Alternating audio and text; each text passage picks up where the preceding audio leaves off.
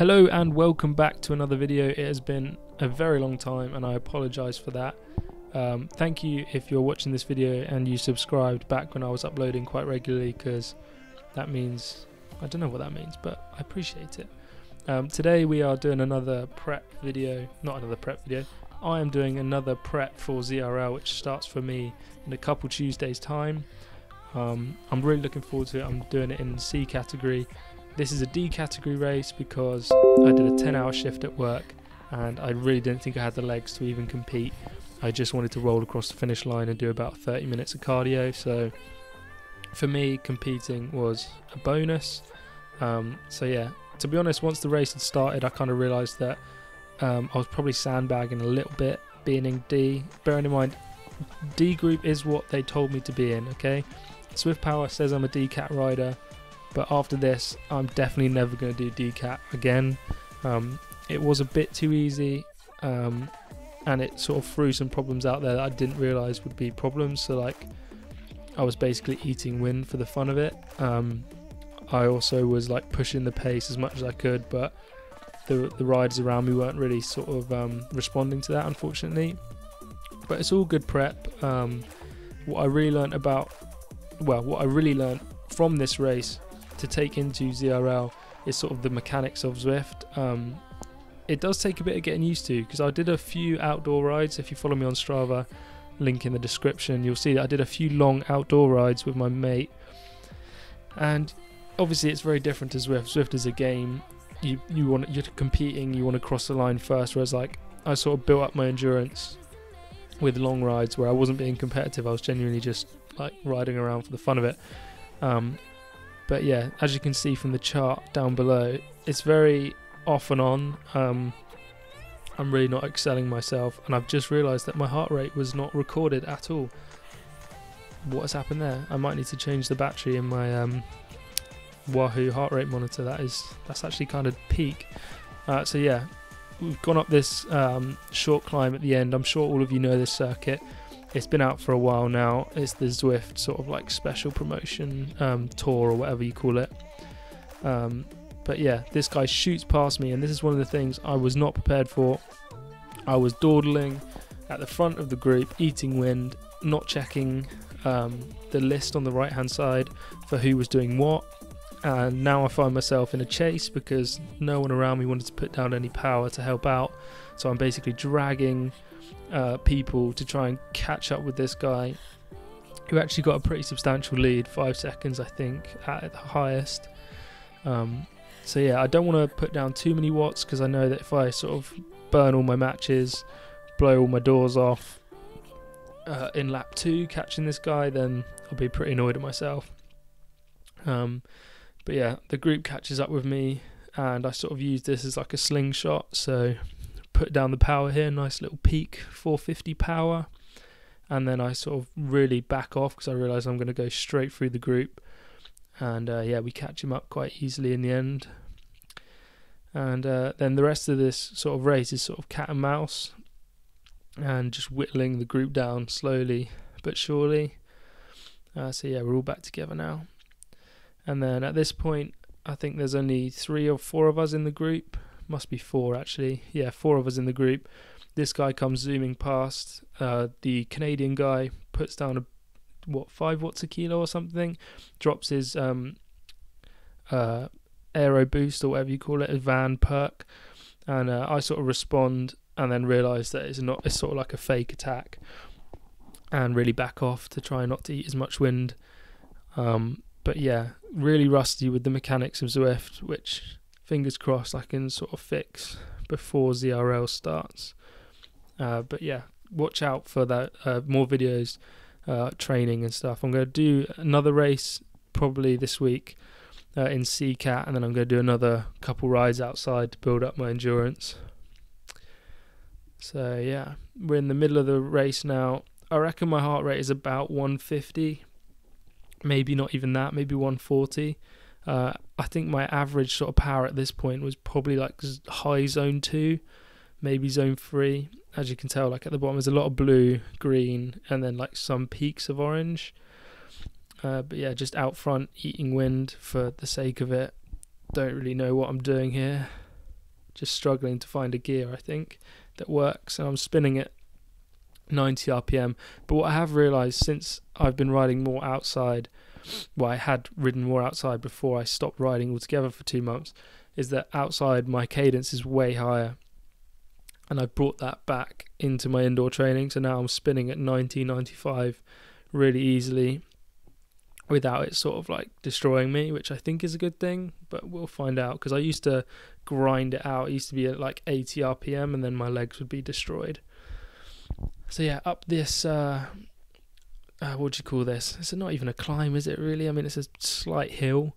Up this slight hill for the penultimate time. No, it's not even the penultimate time. I'm all over the shop for the third to last time, and I basically at this point realised that I've got a perfect opportunity to use this van, because there's 4 people strung out in this climb, and I think, well, I could cause some pain here. So I'm basically an idiot, and I drop this, zoom past people, and then try and break away. But I never really committed to it because, I don't know, I'm inexperienced maybe. I just didn't think it would stick. I thought I don't know what I thought, because I wasn't like blowing by the end of it. It was basically a half effort, and I managed to get like a 5-second gap at one point, and then I just let them come back, which is a bit of a waste of my energy, isn't it? But I think that kind of shows that I shouldn't be in the D category anymore, because it's just maybe a bit too easy. So I made a bit of self-reflection there to discover that this was probably a bit of a waste of my time. But we move. It's all good practice. So yeah, just seeing how far I can get away from these guys without putting down too much effort. And I was looking at their power numbers, and I was kind of like, they're not exactly chasing me, and I'm not exactly getting any further away. So I'm not really sure what's going on here. And then I see that some people are sort of like a spike in their power, and that makes me happy, because hopefully that takes some energy out of their legs for the final sprint, which this is obviously going to come down to. And then for this downhill, I decided to put the aero boost down to see if any of them will respond by chasing me.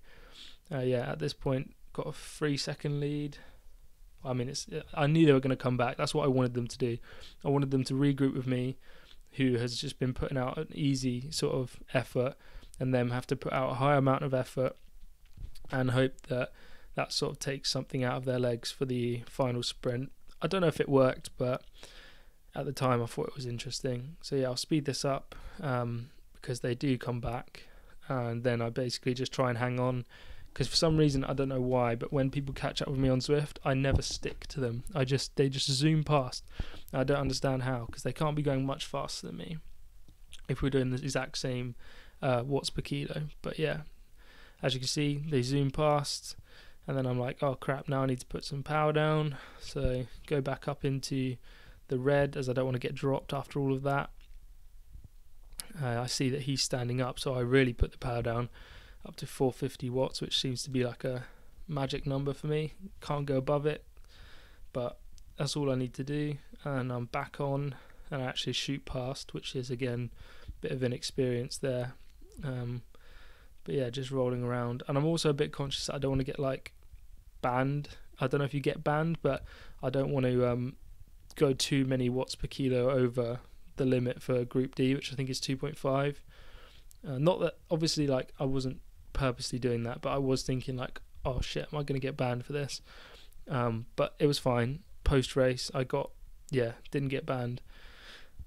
So yeah, coming up to the last lap, and we're passing some lapped riders, which normally complicates things, but it was so drawn out that it wasn't a problem. And again, find myself off the front because I put down too much power coming over the hill. And the tactic for the final lap is to just recover as much as possible, so my cadence is lower because I'm staying in the same gear, but just trying to put down as least amount of power as possible, trying to get some recovery into the legs for a sprint at the end, which I don't understand why all Group D races come down to a sprint, whereas like C races just get dragged out, and I feel like I'm just by myself. But maybe that's because I'm not fit enough for C yet. But yeah, I had to stand up there. I rarely stood up in this race. I don't know why. I just find it really difficult to stand up when I'm cycling indoors. Outside, I stand up all the time. Every climb I'm out the saddle. But inside, I don't know, just don't like it. Just seem to prefer to put the power through my legs on the saddle. So coming up to the end of the lap, and yeah, we're riding along with this lapped rider. Don't think it really helps. He's not riding quick enough. But yeah, I'm basically just playing cat and mouse at this point, trying not to eat too much wind.